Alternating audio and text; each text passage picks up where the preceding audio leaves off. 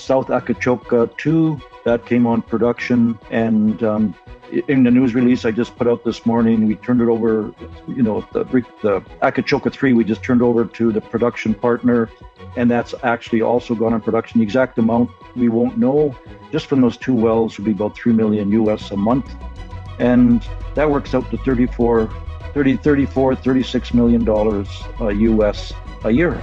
The Financial Survival Network. Now more than ever. The Financial Survival Network.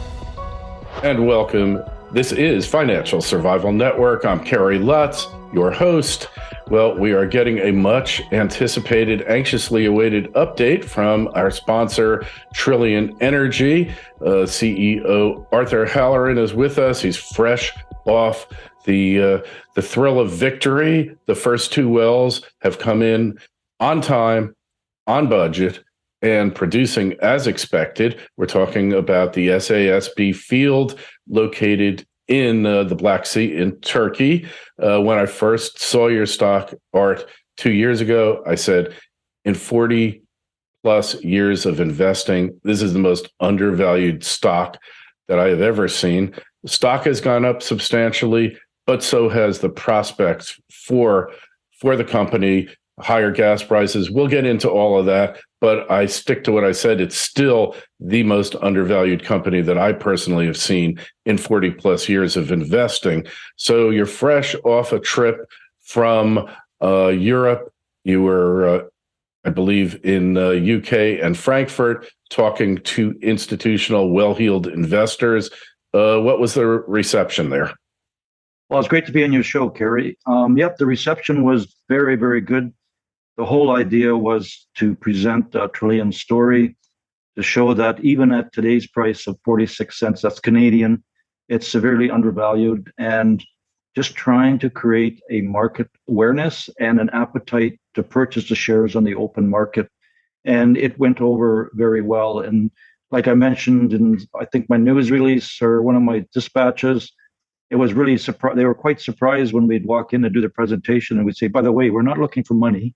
We just want to get our story out, because they're used to having everybody knock on their door asking for money. So it went very well. And I know some of them did go in the market, and we also have conversations with them still now, and on Zoom calls with other contacts.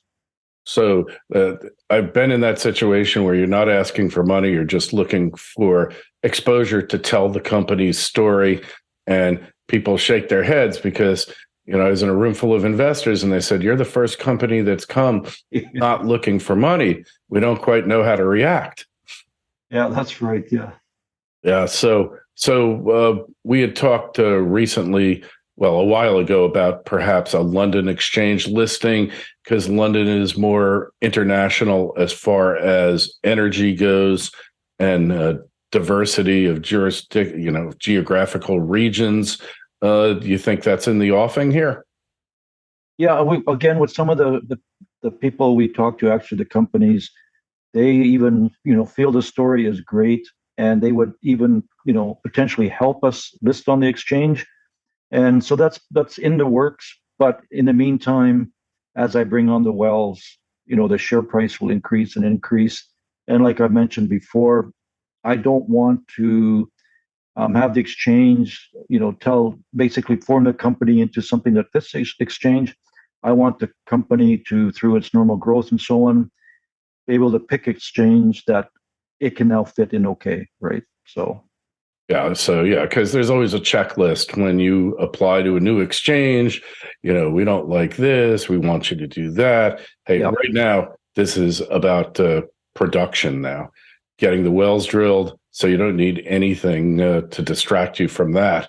As far as cash flow, so two wells, both producing, what does that mean in terms of money coming into the company's coffers?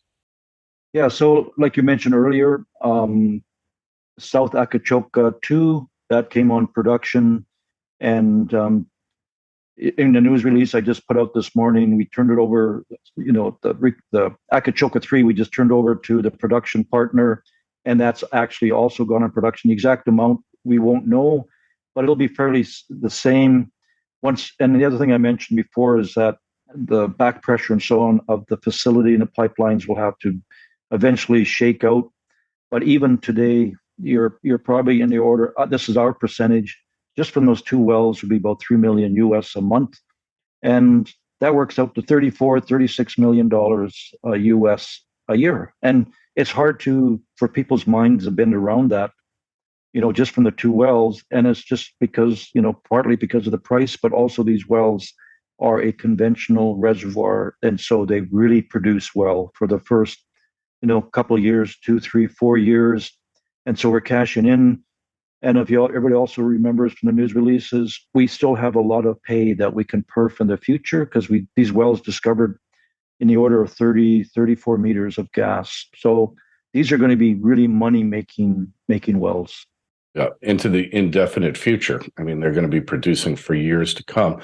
I had a question from one of my community members about the Uranus platform. So you perforated these wells. When you go to reperforate them, do you need to bring the platform back, or can you just do that off of another platform? Well, so we had the platform, which is called Akachoka platform, and then we brought the rig. So the rig is the Uranus rig. So that sits there. And so all we did was we just re-entered Akachoka 3, but there was a fish. And what a fish means is something was lost in the hole years ago, and it was obstructing the borehole. And that's like I told people before, that's why there was a really good opportunity left in the well.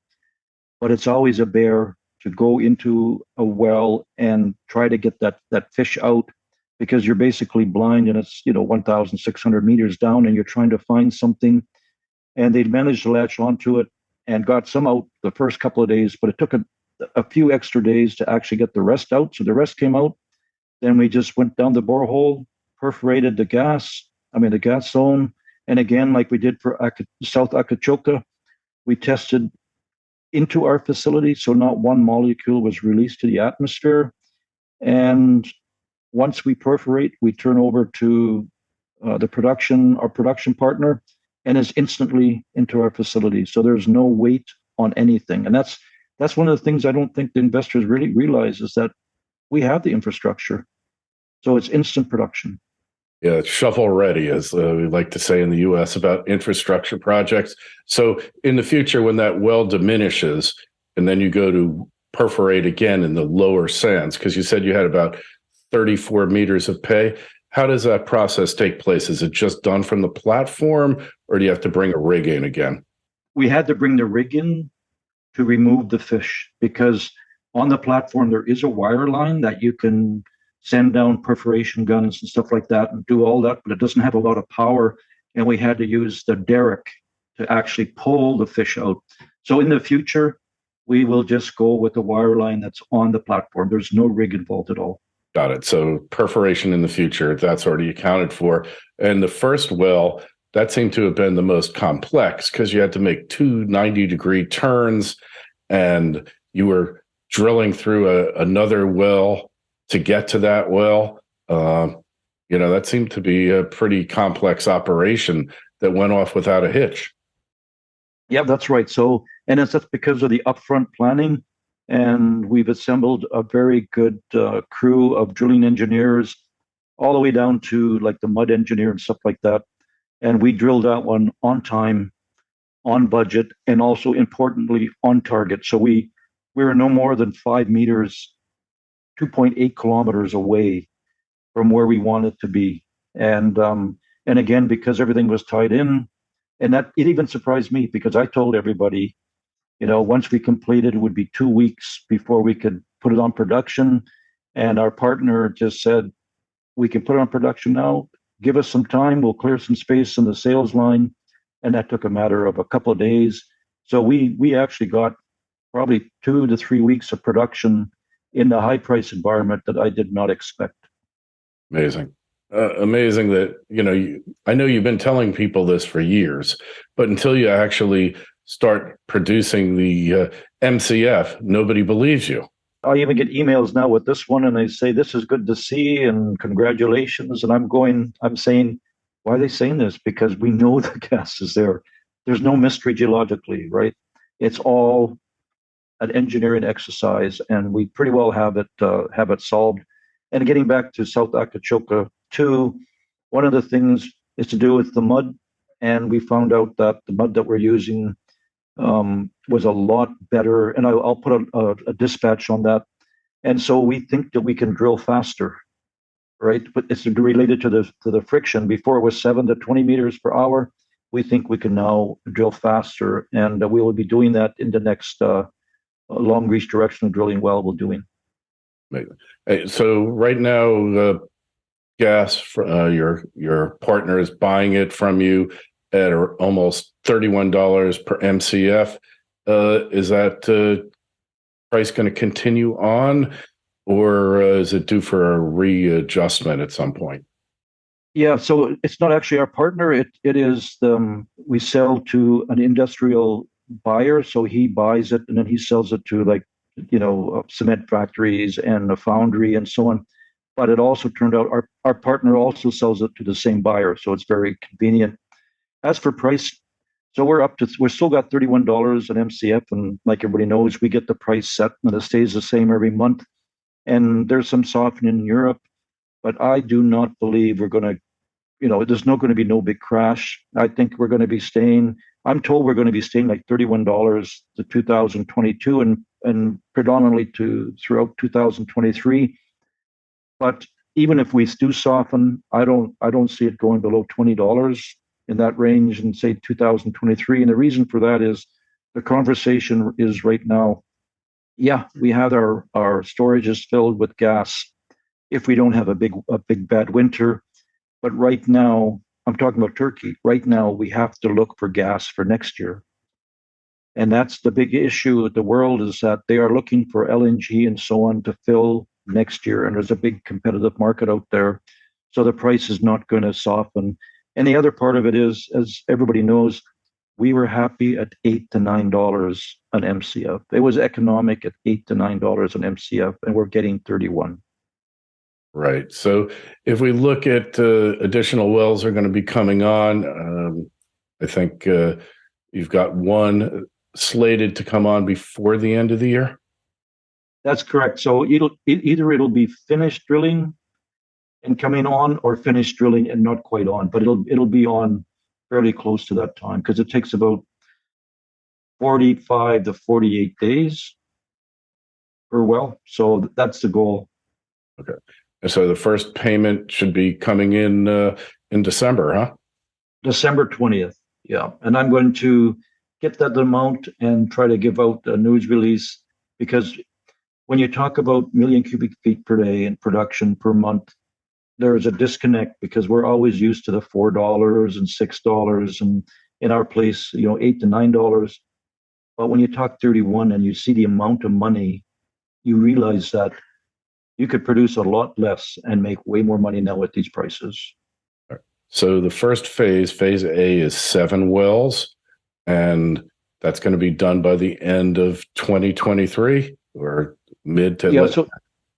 No, the first 7 wells will be finished around June 2023. And then from there, we'll slide into the next program, and that one will finish off in probably the spring of 2024. Okay, so then there's 10 additional wells. I'm just thinking of the valuation of the company, that it could be trading at its current market cap of around 125 million US. You could be looking at effectively forward year. It's trading at like roughly 1 times cash flow. Do I have that right? Yeah. If you also just look at it right now, with 2 wells alone, $34 million, 3 times cash flow is slightly about like 100 million. So even just with 2 wells, right, 3 times cash flow. So once you got 5 wells, I mean, it is going to be, yeah, you're right. The shares are severely undervalued. And that's the reason why we went out and we're marketing. And that's the reason why there's been a lot of buying like big blocks. Yeah, well, we've been through a lot together over the past 2 years, Art, and a lot of naysayers out there, a lot of disbelief. But I guess the last laugh is on them. Some people throw out, well, you're making so much money on NatGas. Are they going to throw windfall profits tax on you? So again, the conversation that we have with Turkey is that it's totally different. So when you go to something like the UK, where you have these big majors that produce a lot of gas, and it's a large percentage of the gas that's produced or brought into the UK. If they take that money and they give it to subsidize a residence, it's making a difference. In Turkey, I used to say 90%, but now as people told me about 95% of the gas is imported into Turkey. So that means 5% of the gas is domestic, produced in Turkey. And for them to put a windfall tax on that would not make any difference to any resident's gas bill.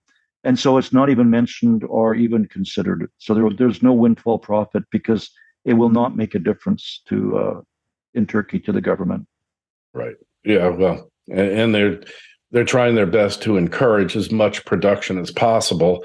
One way to put the kibosh on that is a windfall profits tax. Doesn't make sense. Hey, as far as exploration upside potential and blue sky, you've got a number of other targets within your block and adjoining blocks. Can you give us a hint at what lies ahead? Yeah, so on our block, we have an exploration target. It's like rivers, but filled with sands and buried. So we have 3 of those. It's like 13 pools. They've never really been drilled, but they're in the same stratigraphy. They have the same source rocks. And then we have the seismic, and seismic is a type of data that we have by shooting, getting information over it. They have the same kind of anomaly. You can actually see in the data sand that's got gas in it and sand that does not. And so we have 13 of these look-alike, which are identical to the structural ones that we are producing. And from my experience, we're going to have the same amount of gas from the stratigraphic that has always been produced and that we're going to produce. And we're going to slide in one of those in the B program. And if they start to really produce well, then we have a complete upside, which would basically double the value that we have been giving on the structure for SASB. And in off block, there are potentials for very, very large, not just in our stratigraphy like the Eocene and Miocene, but also the deeper formations like the Cretaceous. And I'm just focusing on getting a couple more wells in, generating revenue, and then I'm going to go through the process of picking up some of these off-block exploration. The on-block exploration is just going to be another conveyor belt type thing. And with the off-block, if we hit something there, it would be in the order of hundreds of BCF or TCF. So it'll be a different ballgame. And you're the logical party to exploit that resource because you got the infrastructure in place. I guess we can't emphasize enough how valuable the pre-existing infrastructure that TCF has will play into not just the present, but the future. Yeah, that's correct. And so the way it really works is you always find fields smaller as you're looking for their bigger one. So we're looking for a 300 BCF, and we find some 50 or 60 BCF. Any competitor cannot put those 50 or 60 BCF because they have to build a pipeline, platforms, onshore facility. But those smaller ones, which aren't smaller, they're still very big. And you're correct. We'll just run a spur line to our existing facility or infrastructure and really have a cheaper capex, so we can actually put on fields that a competitor will not be able to. They just won't be cost effective because You've said a number of times the infrastructure $500 to $600 million. I'd venture to say that infrastructure just became much more valuable because of the wells about to be drilled, the ones that have been, and the ones in the future. Yeah, that's correct. So when you talk about investing money, there's always time and money So if we think of, we'd say we drill the 5 new wells, because 2 of them recompletions, but that's save 50 million, $60 million. And the total program altogether is 140 million. And we don't have the facility. And then we got to wait 6 months, 8 months to put a pipeline in. And that's going to cost hundreds of millions of dollars with everything. And so pretty soon you're 12 months, 8 months, even longer before you have first gas. We drill the well, we perforate the well, we hand them over, and we even get money for the gas during testing because that's contained in the system there. And so every dollar we spend just goes into drilling. There is no money required for infrastructure or facilities, nothing. Yeah. And as you find, the more gas you find, the more those facilities become worth, even though they're $0 on TCF's balance sheet at this particular moment. Yeah, that's correct, because it was written off before because SASB had no reserve report, so therefore there was no value given to the gas.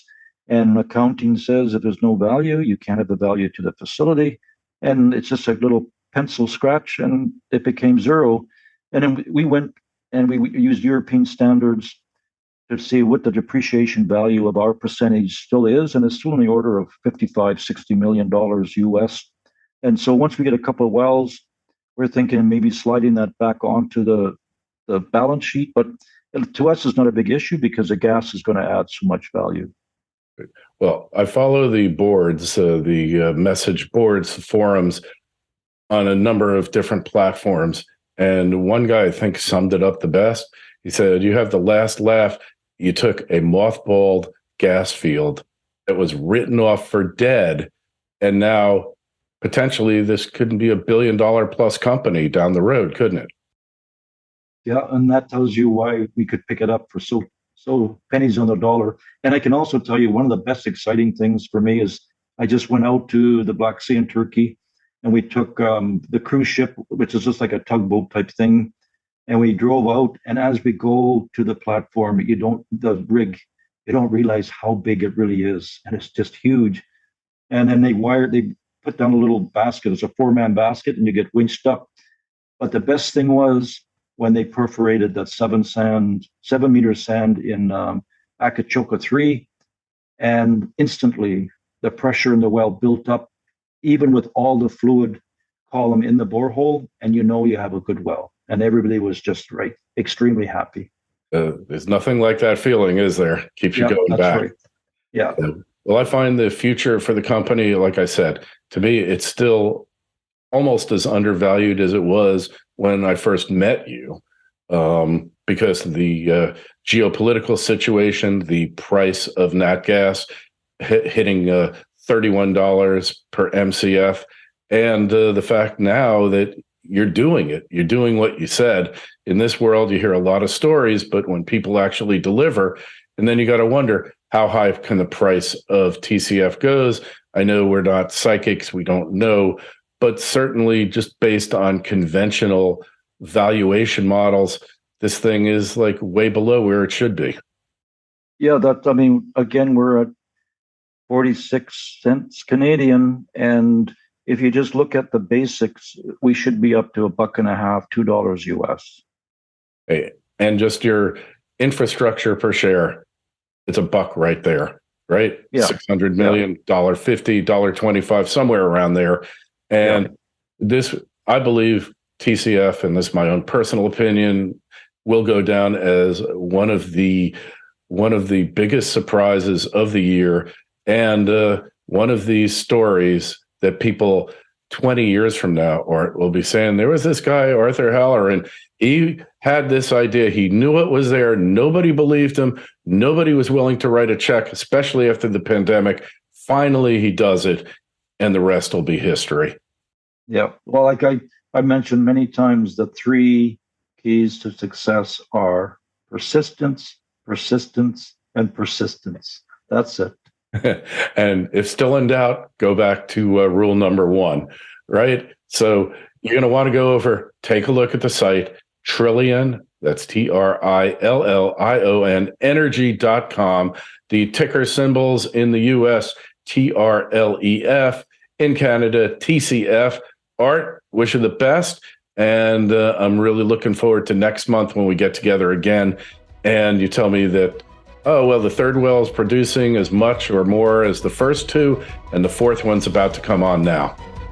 Yeah, it's great always chatting with you, Kerry.